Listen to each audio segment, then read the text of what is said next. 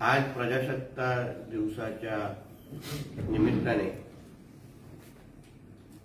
लोकशाही आणि संविधान धोक्यात आहे असं तीच परत परत चालणारी टेप रेकॉर्डर आज सकाळी संजय राजारामरावनी वाजवली. पत्रकार परिषदेत ही वाजवली आणि सामन्यामध्ये पण त्यावर आज अग्रलेख लिहिलेला आहे. देशाचे यशस्वी पंतप्रधान आणि विश्वामध्ये सर्वात ताकदीचे नेते म्हणून ज्यांना ओळखलं जातं त्यांच्या नेतृत्वाखाली गेली 10 वर्ष आपला देश, आपलं संविधान, आपली लोकशाही ही जेवढी काँग्रेसच्या काळात भक्कम झाली नाही, मजबूत झाली नाही, देशाची प्रतिमा आंतरराष्ट्रीय पातळीवर आज जी गगना एवढी मोठी झालेली आहे, आज पण अन्य देशाचे राष्ट्रपती, पंतप्रधान आपल्या देशाला फार सन्मानाने पाहतात. हे सगळ्या गोष्टी आदरणीय पंतप्रधान मोदी साहेबांमुळेच आहेत. आणि हे ज्याला हजम होत नाही, हे ज्याला पचत नाही, तेच संविधान आणि लोकशाही धोक्यात आहे असं बडबड करत बसतात, गरळ उकळ बसतात. संजय राजाराम राऊतला सांगेल, संविधान आणि लोकशाही धोक्यात कशी असते हे जरा त्याच्या आवडत्या पाकिस्तानमध्ये जाऊन पाहावं, चीनमध्ये जाऊन पाहावं, किंवा ज्यांची आजकाल तो अधिकृत नोकरी करतोय त्या राहुल गांधीच्या मांडीवर बसून ऐकावं की राहुल गांधींच्या आजीने म्हणजे स्वर्गीय इंदिरा गांधीजींनी जी आणीबाणी आपल्यावर लादलेली तेव्हा संविधान आणि लोकशाही कशी धोक्यात होती. ना पत्रकार परिषद घेण्याचे अधिकार होते, ना संजय राजाराम राऊत जसा फोन करून महिलांना शिव्या घालतात तसं ना करण्याचा अधिकार होते. त्याचा मालक जे नाशिकमध्ये जाऊन महाआरती करतो ते करण्याचा अधिकार नव्हते. त्याच्या मालकाचा मुलगा जसा नाईट लाईफ साजरा करतो ते काही लोकशाही धोक्यात असली तर करायला जमणार नाही.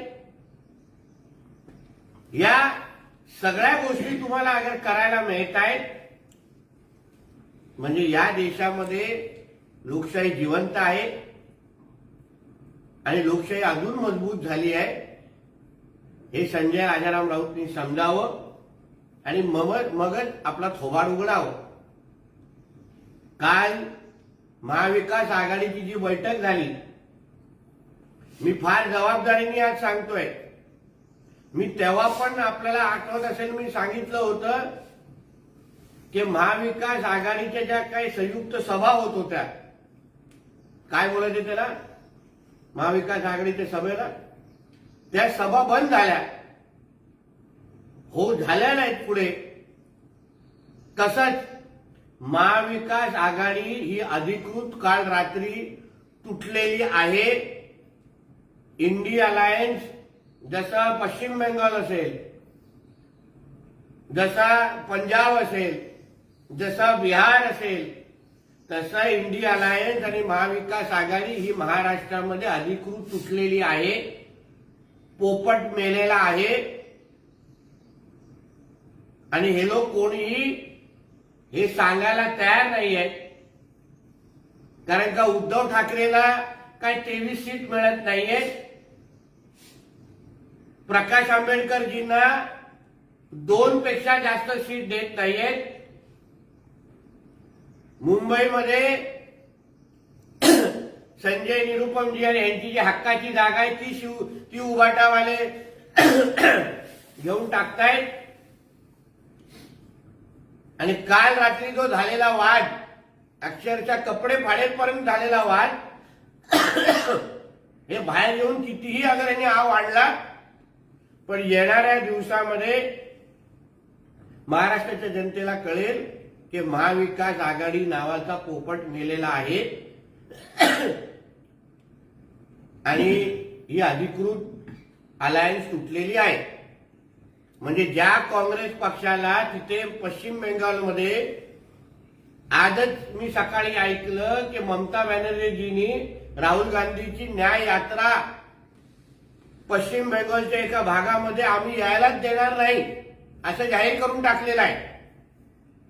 कालपासून नितीश कुमारजींचं काय चालू आहे हे आपण ऐकतोय.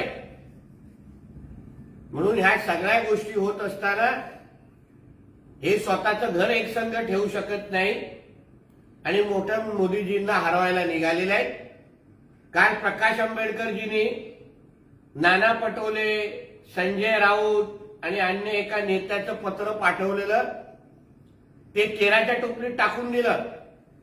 म्हणजे आज संजय राजाराम राऊत, नाना पटोले किती चिल्लर नेते आहेत, त्याला किती लायकी आहे त्यांची, हे प्रकाश आंबेडकरजींनी मोठं दाखवून दिलं.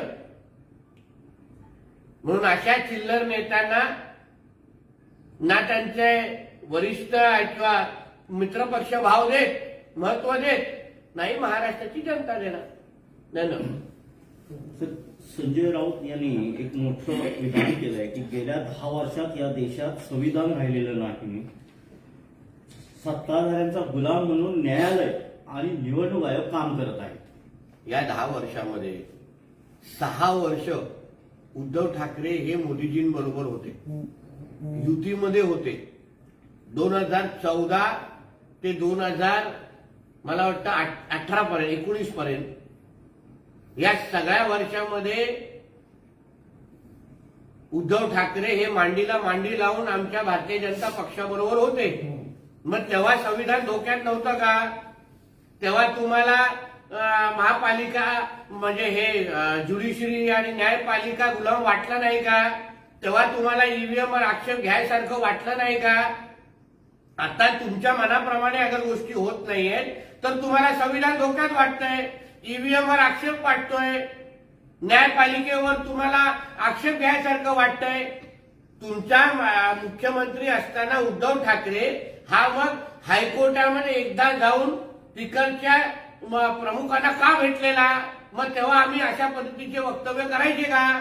म्हणून उगाच न्यायपालिकेचा अपमान कोणी करू नये. आपल्या देशाची लोकशाही अजून सक्षम करण्याचं काम, मजबूत करण्याचं काम आपल्या देशाच्या न्यायपालिका वारंवार वर्षानुवर्ष करत आहेत. म्हणून अशा संजय राजाराम राऊत सारख्या देशविरोधी व्यक्तीला खरं म्हणतं तर लवकरात लवकर अटक करायला पाहिजे, न्यायपालिकेचा अपमान करण्यासाठी, आणि जेल बंद करायला पाहिजे. मुख्यमंत्र्यांनी जरांगे जिथे आहे तिथे जाऊन त्यांच्याशी चर्चा केली पाहिजे. तोडगा काढला नाही तर महाराष्ट्राच्या राजधानीत हाहाकार घडेल असं संजय राऊत. मी ऐकले, मला त्याबद्दल जास्त माहिती नाही म्हणून मी बोलू शकत नाही. राज्याचे मुख्यमंत्री शेतावर काहीतरी उपटत होते, काय उपटत होते माहीत नाही. त्यांनी ही उपटाउपटी थांबवावी आणि राज्यात लक्ष घालावे. राज्याच्या मुख्यमंत्र्यांबद्दल अशी भाषा करण्याच्या अगोदर या अशा कार्ट्याला खरं म्हटलं तर उपटणं म्हणजे काय असतं त्याच्या प्रयोगशाळेत पाठवलं पाहिजे. महाराष्ट्राच्या मुख्यमंत्रीच्या खुर्चीचा सन्मान अगर संजय राजाराम राऊतला करायला जमत नसेल तर त्याला महाराष्ट्राच्या राजकारणातून एकदाच उपटून बाजूला टाकावं असं मला वाटतं. त्याची वेळ आलेली आहे. गिरीश महाजन आणि जालन्याचे खोतकर हे काही शिष्टमंडळ आहे का असा प्रश्न संजय राऊत करतायत. त्याचबरोबर असं म्हणत आहे की हे टपोरी लोक आहेत, हे खोके वाटप करायला ठीक आहे. तेच तर मी बोलतोय ना. प्रकाश आंबेडकरजींनी हे जे काय संजय राऊत नाना पटोलेचं पत्र वाटल्यानंतर जे कचऱ्यात टाकलं, म्हणजे अशा चिल्लर लोकांना दुसऱ्या लोकांना हे लोक नावच ठेवणार. संजय राजाराम राऊत सारखा मोठा चिल्लर हा महाराष्ट्राच्या राजकारणामध्ये नाही ना. ज्याला स्वतःच्या घरची इज्जत देत नाही, ज्याच्या स्वतःच्या पक्षाच्या अन्य मित्रपक्ष इज्जत देत नाही, त्या चिल्लरांनी दुसऱ्याला नावं ठेवू नये. 2024च्या निवडणुकांना सामोरे जाताना दंगली घडवण्याचं भाजपचं कटकारस्थान आहे. हिंदू मुसलमानांच्या दंगली करून यांना 400 पार नारा दंगलीच्या आगीतून आला आहे असं संजय राऊत राम मंदिर बनण्याच्या 6 महिने अगोदरपासून संजय राजाराम राऊत आणि त्याचा मालक सातत्याने देशामध्ये दंगली घडतील असं वक्तव्य वारंवार करतायत. आताही महाराष्ट्रामध्ये विविध जागी जे दंगली घडतायत त्याच्या मागे संजय राजाराम राऊतच्या मालकाचा हात आहे का ह्याचा तपास खरंच झाला पाहिजे असं मी मागणी करतो. कारण 6 महिन्या अगोदरपासून हे दोघं असं बोलतायत. म्हणून मी वारंवार बोलतोय की उद्धव ठाकरेची नार्को टेस्ट करा.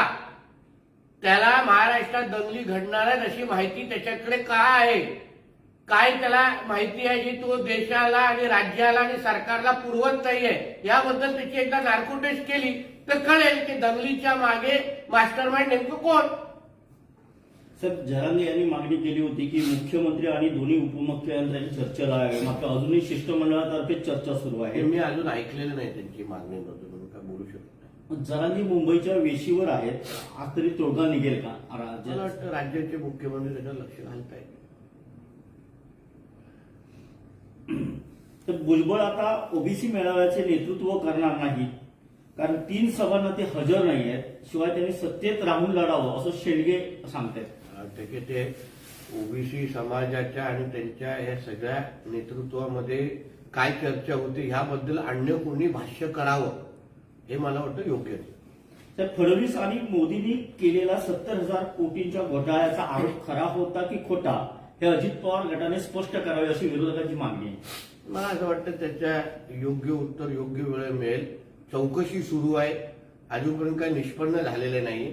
असे आरोप तर मग आदित्य ठाकरेवर पण आहेत, उद्धव ठाकरेच्या मेवण्यावर पण आहेत. मग त्याच्याबद्दल थोडी स्पष्टता उद्धव ठाकरेंनी द्यावं. ते पाटणकरांनी खरंच मनी लॉन्ड्रिंग केली होती का, आदित्य ठाकरेंनी खरंच दिशा सालियान आणि सुशांत सिंग राजपूतचा मर्डर केला होता का, ह्याबद्दल पण उद्धव ठाकरेंनी कधीतरी उत्तर द्यावं.